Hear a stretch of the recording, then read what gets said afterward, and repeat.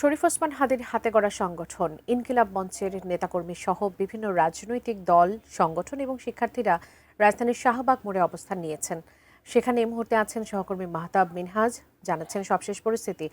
মাহতাব মিনহাজ, আপনি শাহবাগ মোড়ে আছেন, সেখানে এই মুহূর্তে কি পরিস্থিতি বিরাজ করছে, কি দেখতে পাচ্ছেন?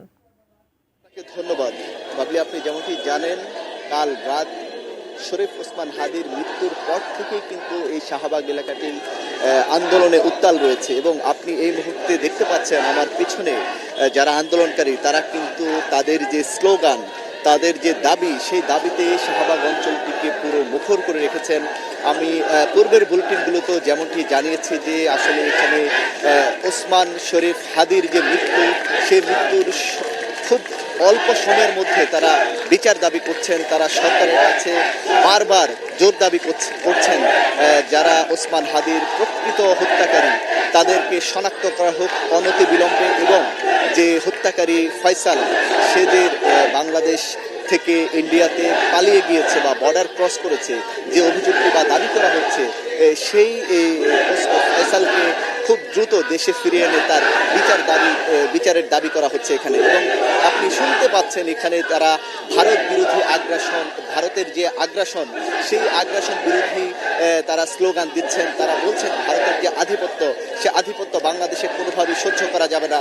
এবং তারা বারবার সরকারের কাছে যে দাবিটি করছেন, ওসমান হাদির যে প্রকৃত হত্যাকারী তাদেরকে যদি অনতি বিলম্বে গ্রেপ্তার করা না হয়, বিচারের আওতায় না আনা হয়, তাহলে কিন্তু আসলে তারা তাদের ভাষ্য অনুযায়ী সরকারের প্রতি তাদের যে উষ্মা প্রকাশ করছেন। তারা বলছেন যে আসলে এই সরকার যদি জুলাই যোদ্ধাদের যদি নিরাপত্তা দিতে না পারে, তাদের যদি আসলে সঠিক বিচার করতে না পারে, তাহলে এই বিপ্লবী জনতা যে সরকারকে বসিয়েছে সেই সরকারকে তারা সরিয়ে তারা বিপ্লবী সরকার বসাবেন, এমনটি তারা আসলে দাবি করছেন এবং আন্দোলনের মাধ্যমে তারা এই শাহবাগ অঞ্চল উত্তাল করছেন। এবং আপনাকে আমি জানিয়ে রাখি যে আমি আগের বুলেটিনগুলোতে জানিয়েছি সকাল 9টা থেকে এই অঞ্চলের যে অঞ্চলটি রয়েছে, আসলে এখানে আপনি জানেন চারদিকে কিন্তু অনেকগুলো সড়ক রয়েছে, বিভিন্ন আপনার একেবারে হচ্ছে এখান থেকে হচ্ছে আপনার ঢাকা বিশ্ববিদ্যালয়ের দিকে যে সড়কটি রয়েছে, সায়েন্স ল্যাবের দিকে সড়ক, এবং এখান থেকে সচিবালয়মুখী সড়ক রয়েছে। আসলে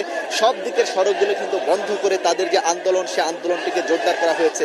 আমরা যখন সকালবেলায় শাহবাগে এসেছি, তখন এখানে আসার পর লোক সংখ্যা আমরা যতটা দেখেছি, সময়ের সঙ্গে সঙ্গে এখানে কিন্তু লোক সংখ্যা বাড়ছে এবং এই মুহূর্তে অনেক লোক কিন্তু এখানে জড়ো হয়েছেন। বিজলি কেবলস এর স্কিন কোটেড ইনসুলেশন আগুন প্রতিরোধী। বিজলি কেবলস, নিরাপদ আজীবন। তারা আন্দোলন করছেন এবং আপনি দেখতে পাচ্ছেন যে এখানে আসলে আমি সকাল থেকে যে পরিমাণ লোক দেখিয়েছি, এখন কিন্তু তার থেকে অনেক লোক এখানে অবস্থান করছেন এবং তারা আন্দোলনে মুহুর্মুহু আন্দোলনের মাধ্যমে কিন্তু শাহবাগ অঞ্চলটিকে তারা মুখর করে রাখছেন।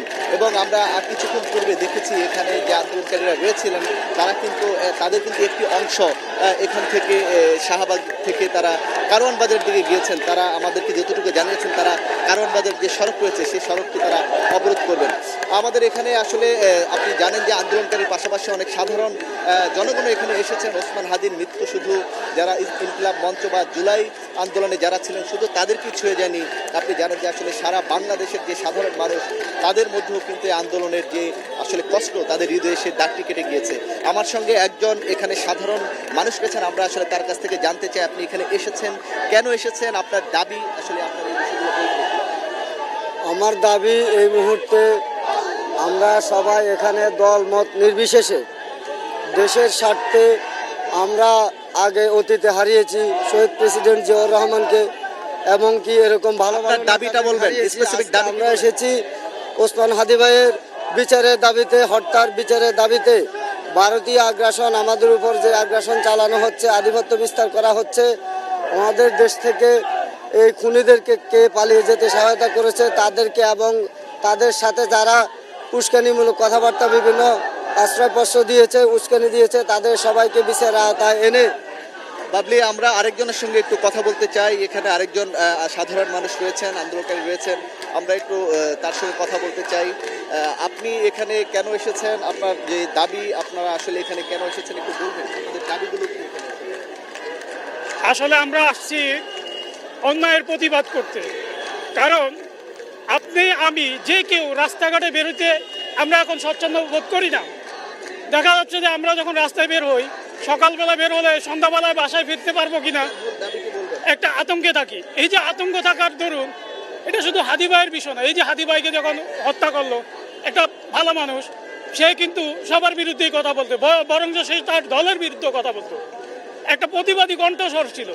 সে ভারতীয় আগ্রাসনের বিরুদ্ধে কেন কথা বললো, তাকে আপনারা এখন কি হত্যা চান করা। আসলে মূলত? এই যে আমাদের দাবি হলো, এই যে যারা হত্যা করছে এবং করিয়েছে, আই রিপিট, যারা হত্যা করছে এবং করিয়েছে, যে সমস্ত রাঘব বোয়ালরা এটার সাথে জড়িত আছে অতপ্রতভাবে, এই সমস্ত গোড়াসহ শিকড়সহ আমরা সবার বিচার দাবি করতেছি। আর বড় কথা হলো, সবচেয়ে বড় কথা, যারা আইনমন্ত্রী সহ স্বরাষ্ট্র উপদেষ্টা, যারা ব্যর্থ সরকার, ব্যর্থ উপদেষ্টা, তাদের আমরা পদত্যাগ দাবি করি এবং তাদের আইনের আওতায় আনা হবে। অসংখ্য ধন্যবাদ আপনাকে। বাবলি, আপনি যেমনটি শুনেছেন, আসলে এখানে যারা সাধারণ মানুষ রয়েছেন আন্দোলনকারীদের পাশাপাশি তারা কিন্তু দাবি করছেন, আমি যেমনটি বলেছি, আসলে তারা কিন্তু বর্তমান সরকারের যে আইন উপদেষ্টা, স্বরাষ্ট্র উপদেষ্টা সহ যে অন্তর্বর্তীকালীন সরকার রয়েছে, আসলে তারা সেই সরকারের যে ব্যর্থতার কথাগুলো উল্লেখ করছেন, সেই বিষয়গুলোর দাবি কিন্তু তারা করছেন। আপনি জানেন যে আসলে গতকাল রাতে যখন ওসমান শরীফ হাদির মৃত্যুর খবরটি ছড়িয়ে পড়ে, তখন থেকেই কিন্তু এই শাহবাগে আন্দোলনের যাত্রা হয় এবং এই আন্দোলন কিন্তু পুরো রাজধানী জুড়ে কিন্তু ছড়িয়ে পড়ে গতকাল রাতে।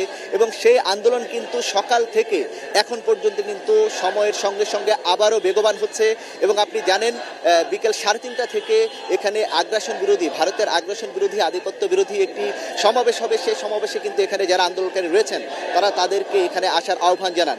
তো বাবলি, আমার কাছে এখন পর্যন্ত এখানে যে তথ্যটি রয়েছে, আসলে এই আন্দোলন কিন্তু সকালের থেকে অনেক বেশি বেগবান হয়েছে। লোকজন কিন্তু সময়ের সঙ্গে সঙ্গে বড় বড় মিছিল নিয়ে এখানে আসছেন এবং তারা ভারতের আগ্রাসন বিরোধী এবং ওসমান হাদির যারা হত্যাকারী, তাদের সঠিক মৃত্যুর যে কারণ, আসলে সেই কারণটি কেন সে হত্যা হয়েছে এবং যারা হত্যা করেছেন তাদের বিচার দাবি করছেন। তো বাবলি, আমার কাছে শাহবাগ থেকে এই ছিল সর্বশেষ পরিস্থিতি।